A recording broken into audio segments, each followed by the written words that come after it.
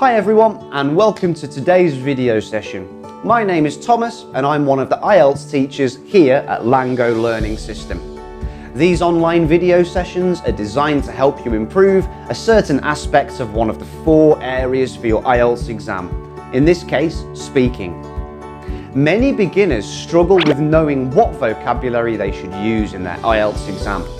A large amount of vocab has to be learned, but many students don't have appropriate methods to learn and memorize the words that they need. If you're in this situation, then this video is for you. Let's begin looking at how to improve our vocab. The golden rule: use English. Nothing is more effective than using and practicing the language in your daily conversations in a real context. This is why many students don't improve their English when they only stick to grammar rules and learning new lists of words by rote. Enrolling for an English course can be a great idea because you will learn under the guidance of teachers. However, for some of you this isn't affordable or practical, so let's explore how you can boost your vocab at home. Develop your vocabulary by reading. A fundamental part of learning any language is building up a wide range of vocab. Having a plentiful source of words will assist you when writing and speaking, as well as improving your listening and reading skills. In practice, if you have a good vocabulary, you can obviously understand most text when reading, without necessarily having a great level of grammatical understanding. So don't focus only on grammar to the exclusion of learning vocabulary. One method of getting familiar with new English words is by reading as many books, articles and reports as you can. The fastest and best way to enrich your vocabulary is to get into the habit of exposing yourself to English language materials. By doing this, you can know how English is used in real settings, and also intuitively learn longer words and phrases. You'll also have a better understanding of their actual usage. Plenty of free online materials are available for you to practice getting used to reading in English. Google Translate is a good example of an easy one for learners to look up words that they don't know.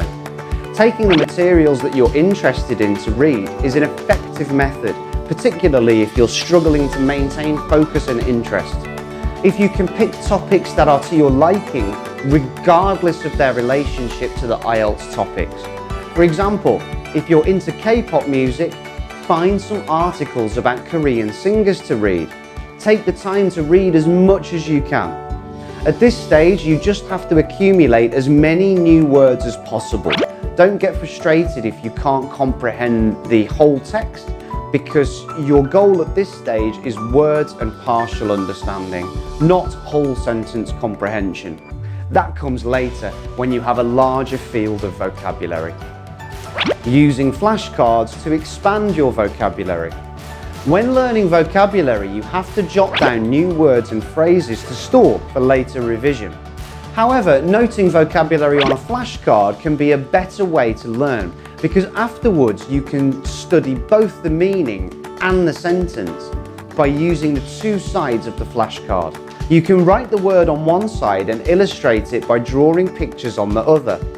Later, you can use these flashcards to review words by yourself without having to constantly cover and check the answer. You can also use some online flashcards from apps such as Anki and Memrise, which offer you a more convenient way to revise. When your vocabulary has improved, the reading will be much easier for you to comprehend. Then you will get acquainted with grammar rules by exposure to reading and gain an understanding of how sentences are constructed without digging into grammar books.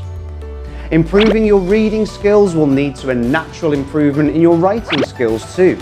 You will observe how English is written and learn collocations used with certain words. Many students get stuck looking at advanced words in the dictionary, but then don't know the proper usage in a sentence, which makes them sound very wooden and unnatural. Just write what you're sure about. Don't try and make it more complicated, because that's when you make the mistakes that damage your fluency score. Watch English language movies and TV shows with English subtitles. You can learn English fast if you learn how native speakers use English in their daily conversations, but this doesn't mean that you go to their countries. The fastest way to access this information is by watching films or TV shows. Here are some websites where you can find subtitles for loads of films and TV shows. The links will appear at the bottom of the screen, and I always recommending bookmarking sites that you think you will use often. You need to listen and read English regularly to have a feel for it. Do more reading and listening rather than studying grammar, as the natural exposure to the language will help you to develop more quickly. These following steps will help you enhance your writing and speaking. Write a little English every day. Almost all candidates receive their lowest score for the writing section because they do not practice consistently. Writing daily is important. Try some of these ideas. Keep a diary or create a blog in English. Write posts on social media in English. Join a Facebook group or online community and write messages to other people in English. What about grammar?